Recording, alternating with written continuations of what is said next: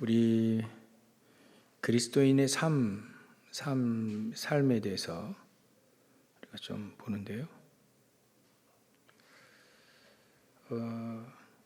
예수님께서 이 부활하신 후에 말씀하신 내용이 있죠.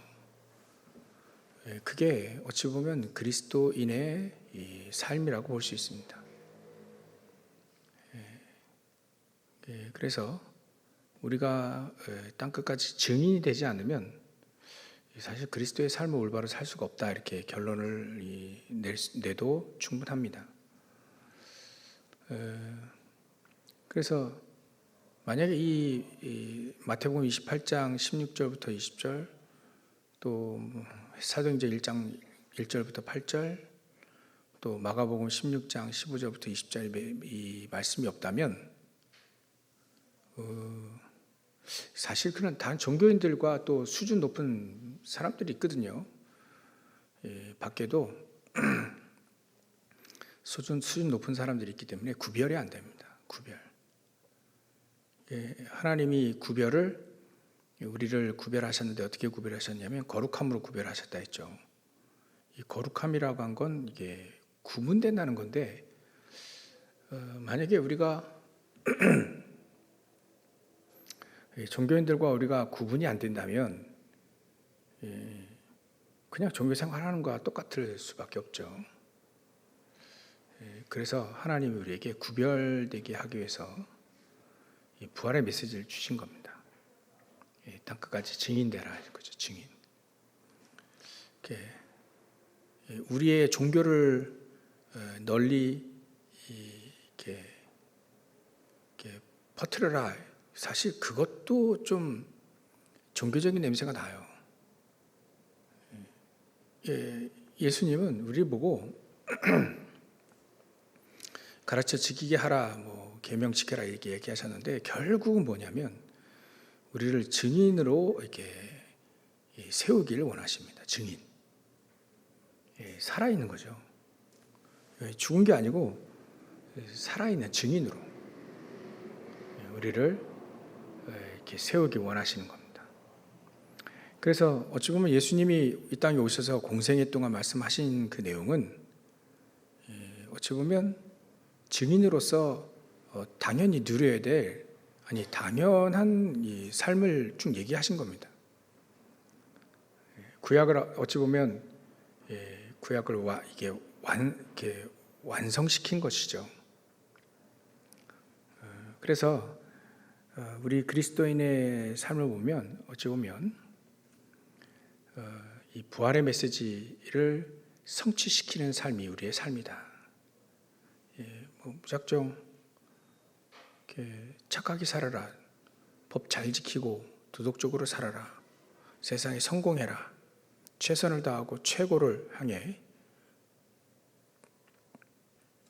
살아라.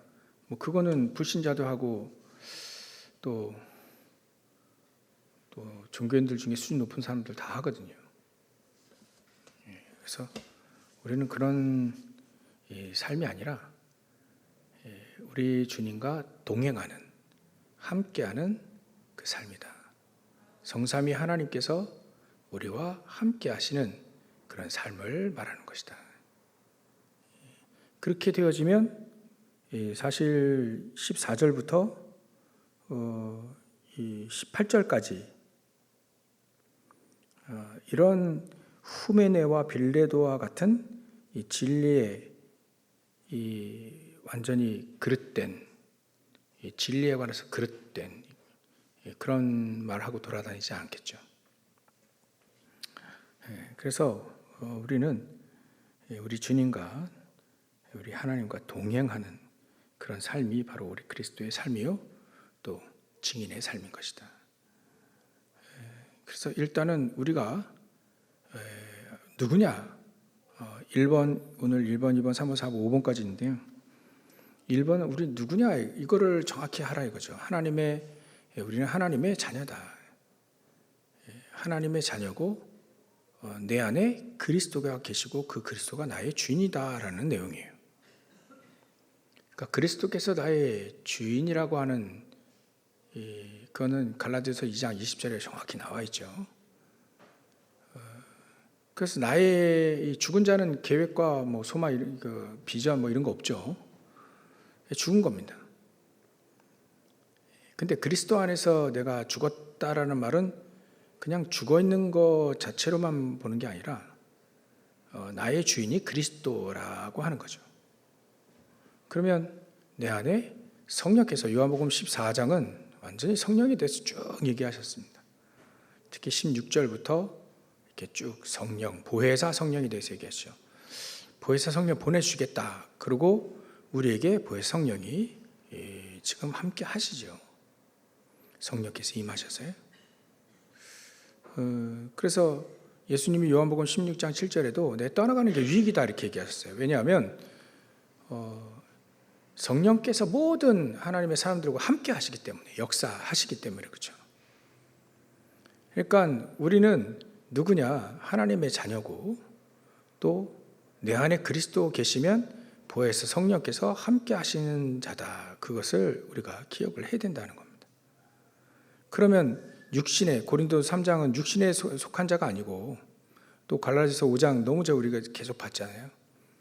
육에 속한 육신의 소욕을, 육체의 소욕을, 육신의 일을 따르지 아니하는 사람이다. 그야말로 나를 위해 살고 창세기 3장 11장의 사단의 메시지로 살지 않는다는 얘기입니다. 그게. 그러니까 나를 위해 살고 나만을 위해 살고 물질을 위해 살고 성공을 위해만 사는 사람이 아니다는 거죠.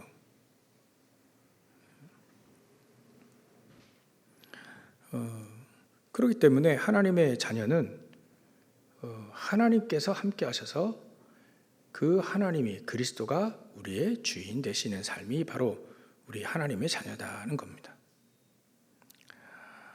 그러면 고린도서 2장 14절부터 16절에 하나님은 하나님의 신령한 지혜를 우리에게 줄 수밖에 없다 이거죠. 은혜로 주신 것들을 깨닫게 하시고 말이죠. 그러니까 성령의 열매, 갈라디아서 5장에 성령의 열매 23절, 22절, 23절 성령의 열매가 나온다는 거죠. 이렇게 9가지로. 그럼 그 사람들에게 하나님은 하나님의 능력을, 내게 능력 주시는 자 안에서 내 모든 걸 할 수 있다는 만큼 능력을, 힘 있는 사람이 된다는 겁니다. 그러니까 나는 그리스도 안에 죽었고 내 안에 그리스도께서 살아나시는 거죠. 사시는 거죠. 우리가 그리스도를 믿는 믿음 가지고 사는 거죠. 그러면 내가 없다는 말은, 내가 죽었다는 말, 내가 없다는 말은 다른 말로 하면 내 안에 그리스도가 있고 그리스도를 믿는 믿음으로 사는 내가 있는 거죠. 나는 어떤 사람이냐면, 죽은 나는 하나님의 계획과 하나님의 계획을 가진 내가 있는 거죠. 그리고 하나님의 권세가 함께하는 내가 있는 겁니다. 그게 그리스도 안에 죽은 나예요. 그러니까 나는 죽었고 그러면 그냥 가만히 있고 그냥 죽은 채로 가만히 있는 게 아니고 내 안에 하나님의 계획을 가진 내가 있는 거죠. 내 안에 주인이 그리스도인 내가 있는 거고, 또 나는 그리스도, 하나님이 주신 내게 주신다고 분명히 약속했던 그 권세를 가지고 있는 내가 있는 겁니다.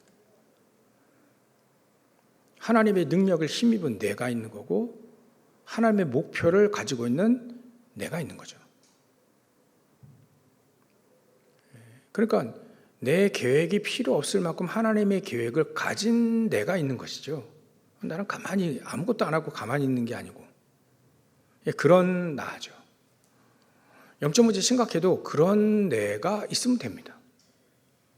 헤매도 그런 내가 있으면 되죠. 하나님의 계획을 딱 붙잡고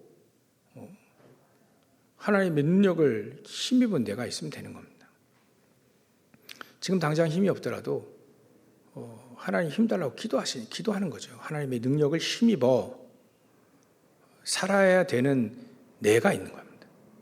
약하니까 어떡합니까? 약하니까 약해서 넘어지죠. 쓰러지죠. 그러나 우리가 하나님의 능력을 힘입을 내가 있는 거고, 또 힘입어서, 능력을 힘입어서 승리하는 내가 있을 거고. 그러니까 영적 문제는 어찌 보면 하나님의 능력을 힘입기 위한 하나님의 도구다, 과정이다라고 볼 수 있죠. 그런 내가 있는 겁니다. 아무리 우리가 헤매고 넘어지고 쓰러져도 영적 문제에 심각해서 시달려도 하나님의 능력을 힘입을 내가 있을 겁니다.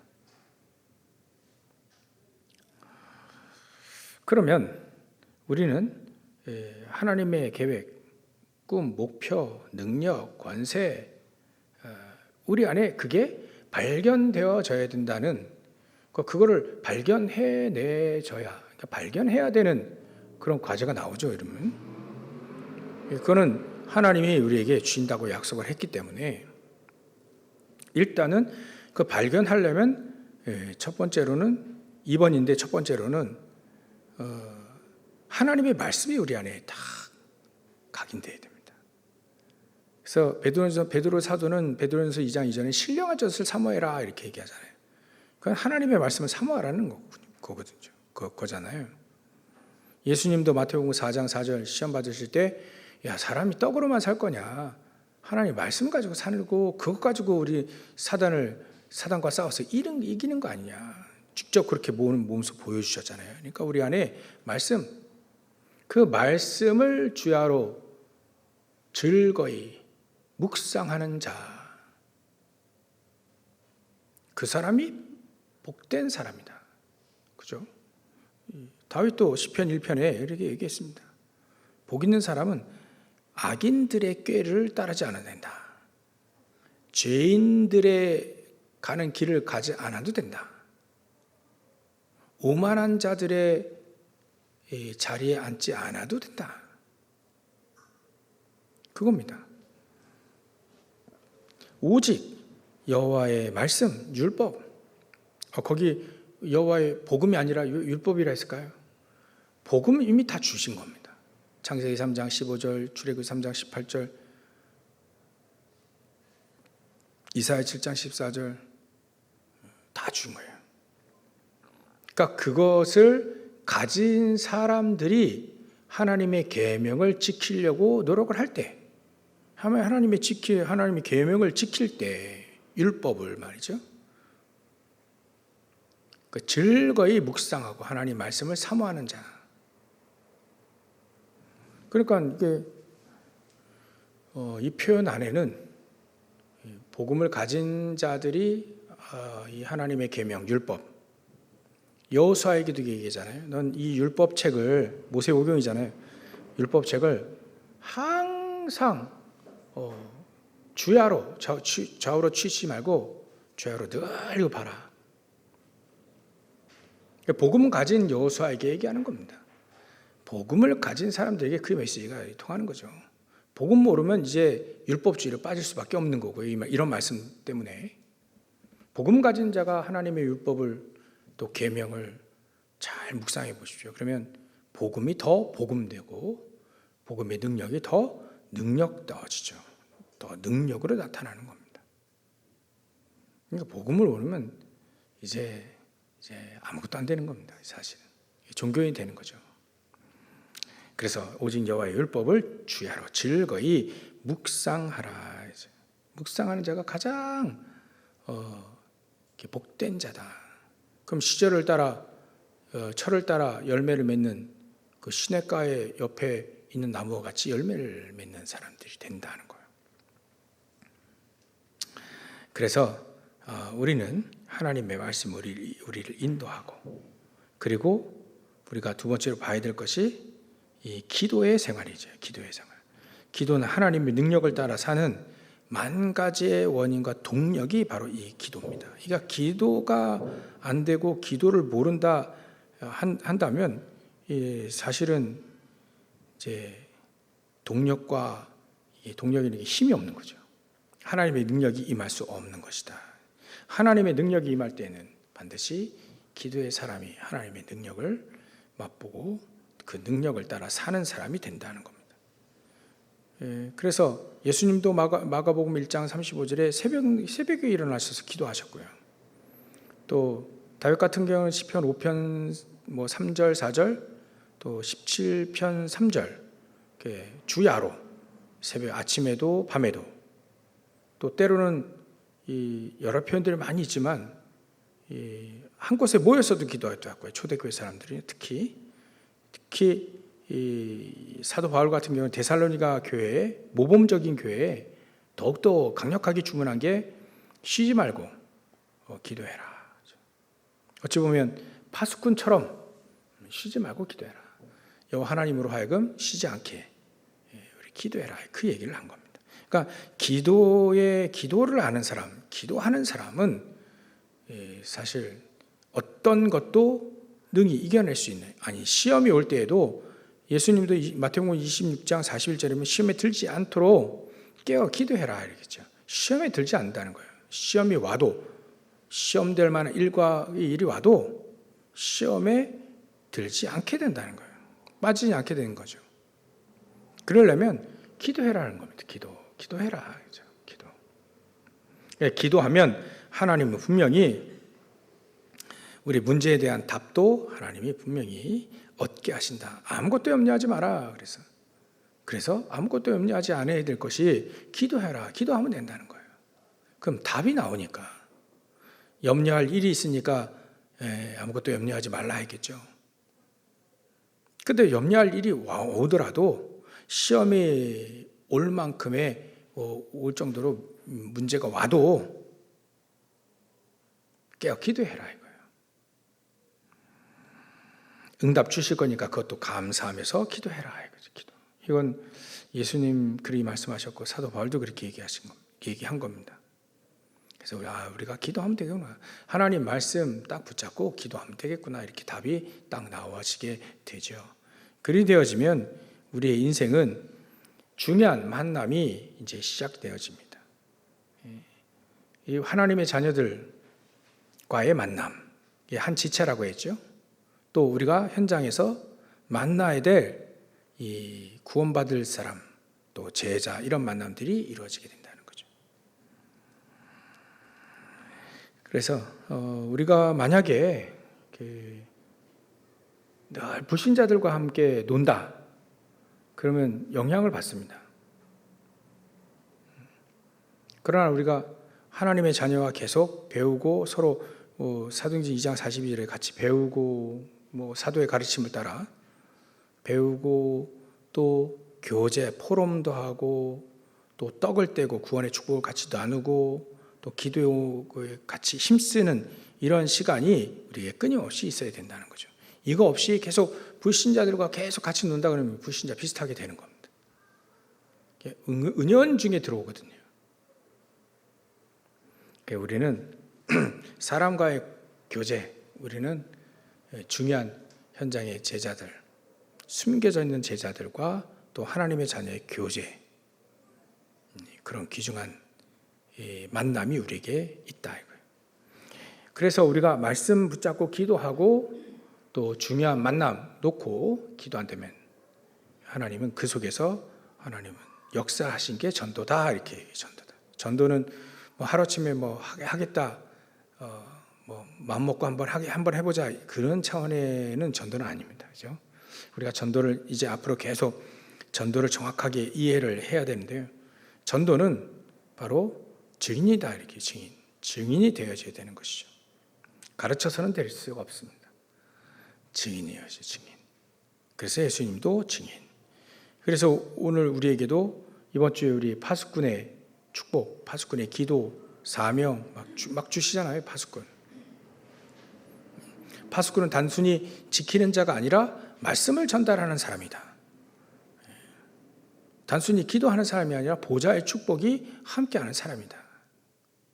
우리가 그렇게 확인했지 않습니까? 그래서 어찌 보면 하나님이 우리와 함께 하시는 그 비밀을 전달하는 사람이 바로 파수꾼입니다. 그러니까 그 말씀이 전달되어지고 기도로 보좌의 축복이 임하고 그리하게 되니까 현장을 지키기도 하고 또 현장의 흑암 세력들을 무너뜨리게 하는, 그게 바로 파수꾼이죠. 그러면 이 말씀을 정리해 보면 마지막 5번 쭉 나와 있는데요. 하나님의 뜻은 완전하다. 그리고 절대적이고 선하고 유익하죠. 그러므로 그 뜻을 발견하며 순종을 하는 겁니다. 당연히. 그래서 요한복음 14장 21절에 보면 나의 계명을 가지고 있는 자가 지켜야 된다는 거예요. 지켜야 된다. 지키는 자가 나를 사랑한 자다. 지켜야 된다. 계명을 지켜야 된다는 걸 생각을 한번 해보세요. 또 빌립보서 2장 13절에 보면 하나님은 자기의 기쁘신 우리 안에 행하시는 이는 하나님이시죠. 그리스도시니 그 하나님은 자기의 기쁘신 뜻을 위하여 우리에게 소원을 두고 행하셨어요. 그 하나님의 기쁘신 뜻이 있다는 겁니다. 하나님의 계명이 있고 계명을 지켜야 될 것이 있고 또 마태복음 22장 37절에 보면 마음과 목숨과 뜻을 다하여 우리가 하나님을 섬기는 거 아니겠습니까? 요한복음 15장에도 계명을 지켜라. 자꾸 계명을 지켜라. 하나님의 뜻, 기쁘신 뜻이 우리 안에 소원을 두고 하나님이 행하실 것이다. 그렇다면 그 뜻을 발견해야 됩니다. 그 하나님의 계획을 발견해야 그 하나님의 계획과 그 뜻에 순종하는 겁니다. 우리가 말씀에 순종한다는 말이 그겁니다. 그 하나님의 말씀을 그대로 인도받는 거고 내 안에 우리에게 하나님의 뜻이 있는데 말이죠. 하나님의 계획이 있는데 하나님의 소원을 두고 우리에게 하나님의 기쁘신 뜻을 우리 안에 딱 소원을 딱 두고 우리를 행하시는데 그것을 딱 찾아내야 되는 거죠. 그 뜻이 뭡니까? 이번 주는 그 뜻이 뭘까요? 그 하나님의 계획이 뭘까요? 내가 파수꾼이라는 겁니다. 내가 나를 지키고 내가 나를 지킨다는 말은 그리스도로 나를 지키는 자, 또 그리스도로 가정과 가문을 지키는 자, 내 현장 지키는 자예요. 그게 파수꾼입니다. 거기에 말씀도 전달하고 기도하고 다 포함되어 있는 거잖아요.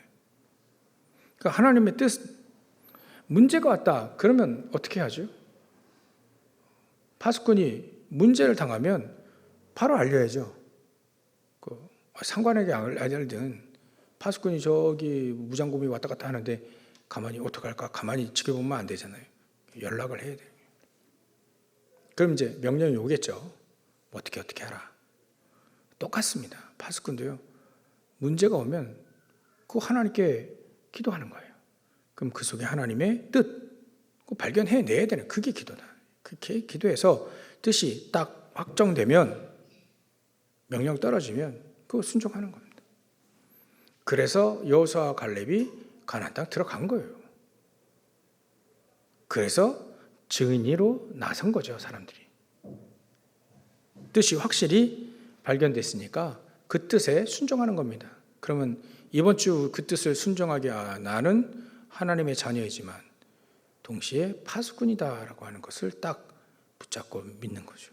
그게 하나님의 뜻을 순종하는 것이요. 그게 계명을 지키는 겁니다. 그게 인도받는 거고요. 그렇게 마음과 뜻과 또 목숨을 다해서 따라가는 겁니다. 순종하며. 그러니까 이런 하나님의 메시지, 뜻, 또 하나님의 계획, 말씀 이거 다 놓치고 또 뭐 할까, 뭐 해야 될까 그러면 안 되는 거예요. 이번 주에 하나님 우리에게 주신 언약은 나는 파수꾼이다는 거예요. 파수꾼. 하나님의 뜻은 파수꾼들의 현장을 지키라는 겁니다. 그래서 결론으로 참고해서 하나님이 쓰신 일꾼의 특징들은 단순합니다. 깨끗합니다. 오늘 큰 집에는 그릇들 많죠. 금그릇도 있고 은그릇도 있고 나무그릇, 질그릇 다 있는데 어떤 그릇이 잘 쓰임 받느냐? 깨끗한 그릇이에요. 깨끗하다는 말은 도덕적으로 다 훌륭하면 다 좋긴 하겠죠.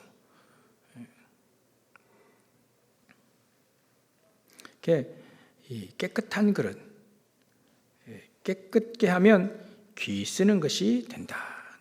이 깨끗하다는 말, 그 깨끗하다는 말을 자꾸 우리는 위생, 또 정결, 윤리, 도덕 그것만 생각하는데 정말 예수님이 깨끗하다 할 때 그런 쪽으로만 얘기하셨을까요? 더럽다 할 때에는 밖으로 들어오는 음식들 같은 거 그런 거 더럽지 않다. 더러운 것은 마음속에 악한 생각 여러 가지 막 다 나왔어요. 우리 안에 속에 나오니까 그게 더럽다. 그 더러운 게 어디서 나오냐면 창세기 3장 11장의 메시지 속에서 나옵니다. 사단이 그렇게 막 속이는 거예요. 깨끗하다 할 때는 도덕적으로 윤리적으로 또 여러 가지로 정결하더라도요 그 속에 나로 꽉 들어차면 그거 더러운 겁니다. 그 행위는 정말 법 없이도 하는 사람들이 있는데 정직하고 또 순결하고 도덕적이고 윤리적이 쭉 한데 이게 순전히 나 중심이에요. 나 중심. 율법 지키고 일주일에 2번 금식하고 어른 사람 도와주고 아무리 그래도요 바리새인들 보고는요 예수님이 욕했어요.